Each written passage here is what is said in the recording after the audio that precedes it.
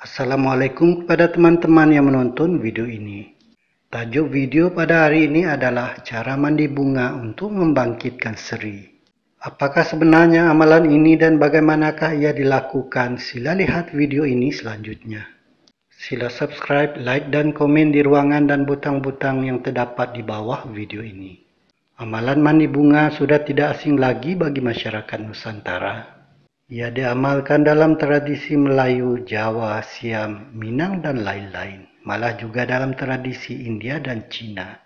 Satu amalan yang sama yakni secara umumnya namun punya tujuan yang berbeza, terpulang tradisi, adat, kepercayaan, dan agama masing-masing.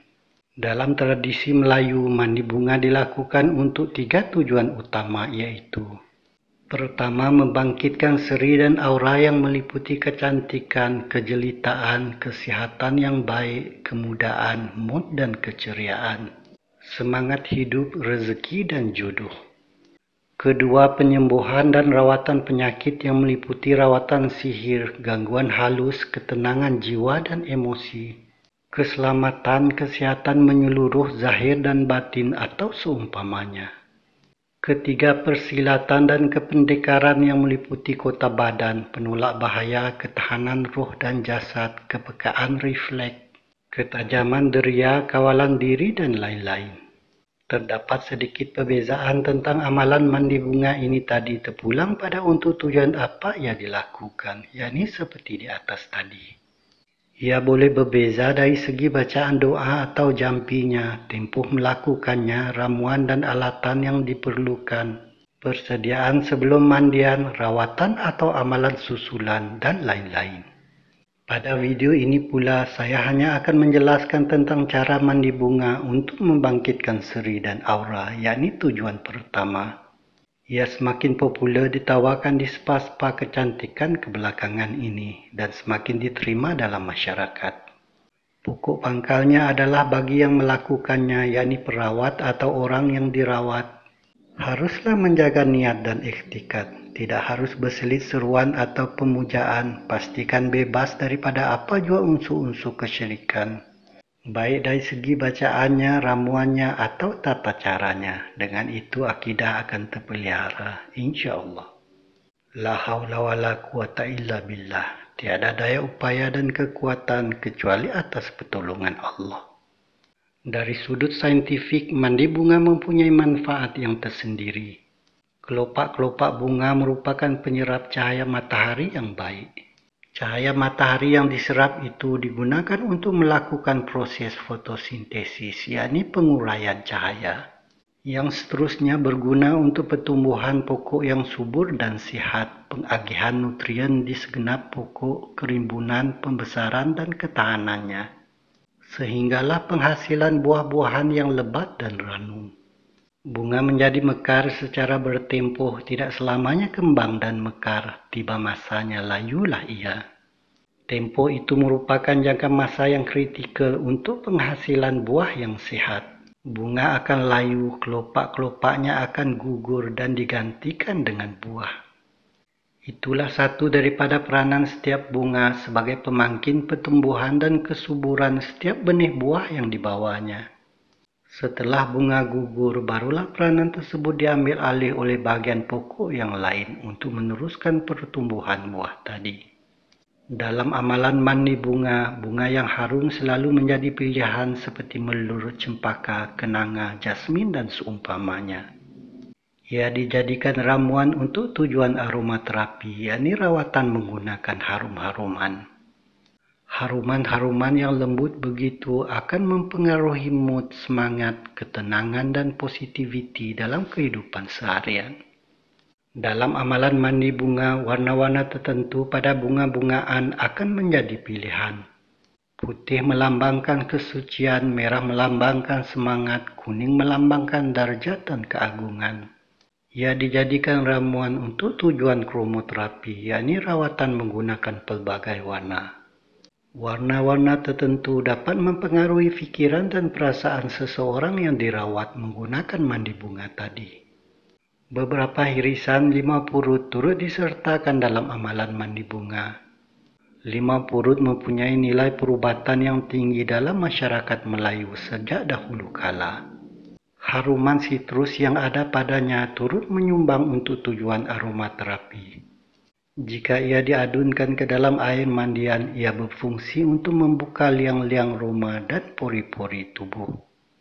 Ia boleh menanggalkan sel-sel mati di permukaan kulit, menggalakkan pertumbuhan sel-sel kulit yang baru dan mengharumkannya.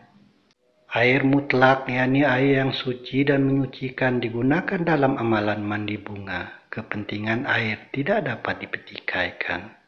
Ia merupakan bahan asas yang diperlukan dalam sesuatu proses penyucian dan pembersihan.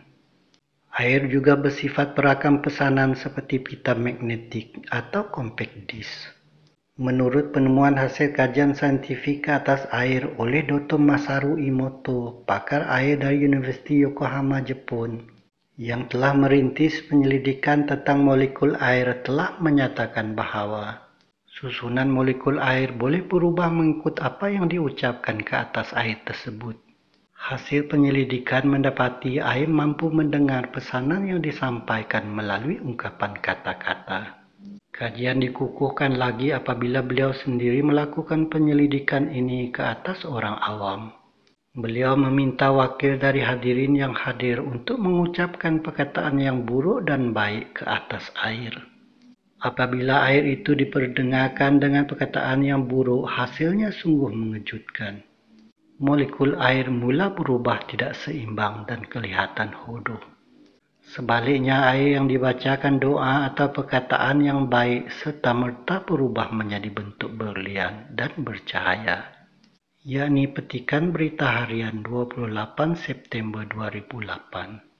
Dalam buku penulisan beliau bertajuk The Hidden Message in Water juga terdapat pernyataan mengenai air yang bersifat sebagai perakam pesanan seperti pita magnetik atau compact disc tadi. Apabila kata-kata yang baik diungkapkan pada air, didapati molekul-molekul air itu berubah bentuk seperti kristal yang indah dan bersinar. Tetapi berlainan pula dengan bentuk molekul-molekul air yang diungkapkan dengan kata-kata kesat. Ia berubah menjadi buruk dan menakutkan seperti sel-sel bara. Malahan ketika musik berentak heavy metal diperdengarkan ke atas air, kristal tersebut serta-merta hancur. Masya Allah. Saya teruskan saja ya teman-teman. Mandi bunga boleh dilakukan oleh seseorang perawat, yakni seperti bidan, bomoh, ahli spiritual dan seumpamanya ke atas orang yang dirawat. Malah juga boleh dilakukan oleh diri sendiri di rumah. Ramuan-ramuan mandi bunga. Ramuan-ramuan yang diperlukan untuk melakukannya adalah seperti berikut. Pertama, bunga-bungaan yang mekar dan segar, yakni tidak layu, berbagai jenis dan berbagai warna. Disarankan 7 jenis bunga-bungaan yang berbeza, namun boleh saja 5, 7 atau 9 jenis, yakni memilih bilangan ganjil. Dalam bilangan tersebut, carilah sekurang-kurangnya 2 jenis bunga yang harum seperti melati, kenanga, mawar, jasmin atau lain-lain. Elakkan bunga yang berwarna hitam ya teman-teman, dan elakkan bunga yang mempunyai bau yang busuk dan menyengat. Berikut adalah bunga-bungaan yang boleh dijadikan pilihan. Pertama, mawar merah. Kedua, mawar putih. Ketiga, cempaka putih. Keempat, cempaka kuning. Kelima, melur putih. Keenam, melur kuning. Ketujuh, bunga kenanga. Ke-8, bunga tanjung. Ke-9, bunga kesidang. Ke-10, bunga jasmin. Ke-11, dan lain-lain. 2 biji 5 purut yang dipotong 2. 3. Sebotol air mawar yang dibeli dari toko India biasa menjual air mawar begini. 4. Air mutlak, yakni air bersih yang diambil dari pipe biasanya dan diisikan ke dalam tempat mandian, yakni bathtub, tempayan atau baldi besar. Mengadun ramuan mandi bunga. Berikut adalah cara mengadun ramuan-ramuan yang telah disediakan tadi. Pertama, masukkan air mutlak, yakni air bersih, sama ada daripada sumber air pipe, air sungai atau kolam ke dalam tempat mandian, yakni bathtub, tempayan atau baldi besar sehingga separuh penuh. atau sehingga jumlah yang memadai. Kedua, perahkan 2 biji limau purut sehingga habis ke dalam air tersebut dan hampasnya dibuang. Ketiga, masukkan sebotol atau separuh botol air mawar yang telah dibeli tadi ke dalam air tersebut juga. Jika pati bunga mawar digunakan, ia boleh ditemui dalam 2 jenis, yaitu dalam bentuk serum bunga mawar atau minyak bunga mawar. Pilihlah pati bunga mawar yang tidak berminyak ya teman-teman. Jumlah yang digunakan cukup beberapa titis saja.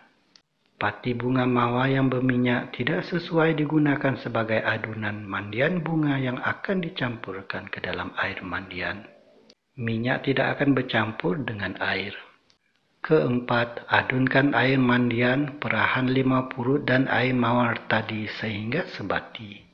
Kelima, seterusnya 7 bunga-bungaan yang mekar dan segar yakni tidak layu tadi akan dipisah-pisahkan kelopaknya dari tangkainya. Kelopak-kelopak bunga yang telah dipisahkan itu bolehlah dimasukkan bersama ke dalam air mandian yang telah diadun tadi sehingga rata. Tempoh masa mandi bunga. Mandi bunga untuk tujuan membangkitkan seri, aura, kecantikan dan keremajaan lebih sesuai dilakukan di pagi hari ya teman-teman. Dalam lingkungan selepas subuh sehingga 10 pagi. Untuk tujuan menaikkan seri, sebaik-baiknya sedikit cahaya matahari dibenarkan masuk ke kamar mandi. Lebih baik lagi jika ada ruang khusus yang santai disediakan untuk tujuan itu, yakni berendam air bunga. Ini tentu berbeza bagi tujuan lain seperti penyembuhan, rawatan sihir, dan lain-lain. Jampi mandi bunga. Terdapat bacaan khusus untuk mandi bunga bertujuan membangkitkan seri wajah dan kecantikan begini. Bacaan-bacaannya boleh dibacakan ke atas air mandian yang telah diadun tadi oleh seorang perawat, yakni bidan, bomoh, pawang, atau lain-lain, atau diri kita sendiri, yakni orang yang mandi itu sendiri secara berseorangan di rumah. Bacakan dan hembuskan ke dalam adunan air mandian tadi ya teman-teman. Air adalah perakam bacaan-bacaan ayat, doa, jampi, atau ungkapan-ungkapan yang baik ya teman-teman. Cara bacaan jampi ke atas air mandian tadi adalah terpulang kepada jantina orang yang mandi dan siapa orang yang melakukannya, yakni sama ada diri sendiri atau perawat. Pertama, jika dibacakan sendiri oleh wanita, bacaannya adalah 1. Surah Al-Fatihah 1 kali, 2. Salawat Nabi 3 kali, yakni Allahumma salli ala Sayyidina Muhammad wa ala ali Sayyidina Muhammad. 3. Jampi mandi bunga untuk wanita, yakni doa mekar Siti Fatimah. Bismillahirrahmanirrahim. Zat mandi Fatimah mandi, mandi dipancur Rasulullah. Allah mencuci, Muhammad mencuci, badan dan nyawaku. Seri naik ke dahiku, cahaya tumpah ke mukaku. Berkat aku memakai doa Siti Fatimah. La ilaha illallah Muhammadur Rasulullah. Anti Zaharah ibni Antal Fatimah. Kedua, jika dibacakan oleh perawat untuk seorang wanita, bacaannya adalah 1. Surah Al-Fatihah 1 kali, 2. Salawat Nabi 3 kali, yakni Allahumma salli ala Sayyidina Muhammad wa ala ali Sayyidina Muhammad. 3. Jampi mandi bunga untuk wanita, yakni sebutkan nama lengkapnya di tempat yang kosong. Bismillahirrahmanirrahim. Zat mandi Fatimah mandi, mandi dipancur Rasulullah. Allah mencuci, Muhammad mencuci, badan dan nyawa, yakni sebut namanya. Seri naik ke dahi, yakni sebut namanya. Cahaya tumpah ke muka, yakni sebut namanya.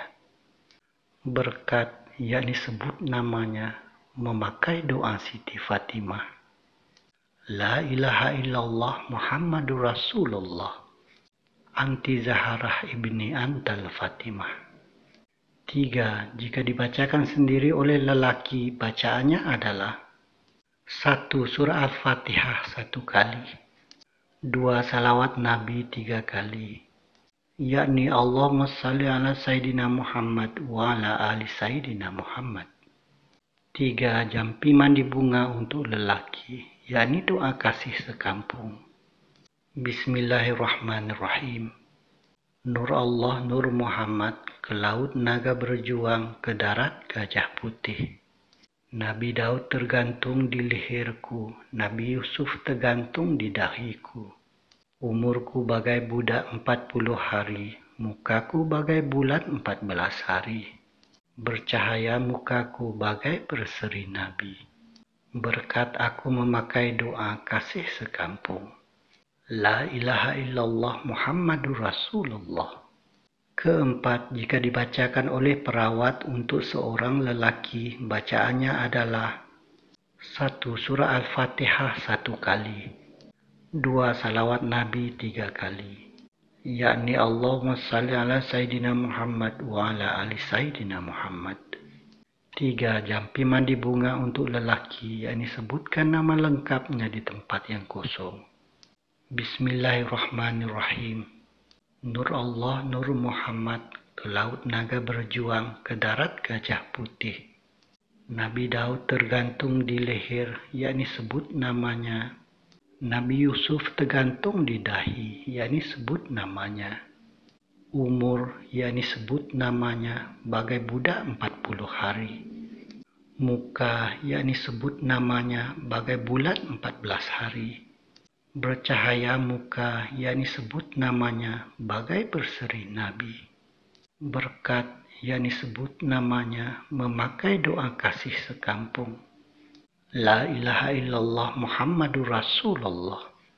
Begitu sajalah perkongsian saya tentang sebuah video yang bertajuk Cara Mandi Bunga untuk Membangkitkan Seri itu tadi ya teman-teman. Jika suka dengan video ini sila subscribe, like dan komen ya. Semoga bermanfaat video perkongsian ini untuk menambah ilmu pengetahuan dan amalan lillahi ta'ala kita. Sekian saja saya akhiri dengan Assalamualaikum.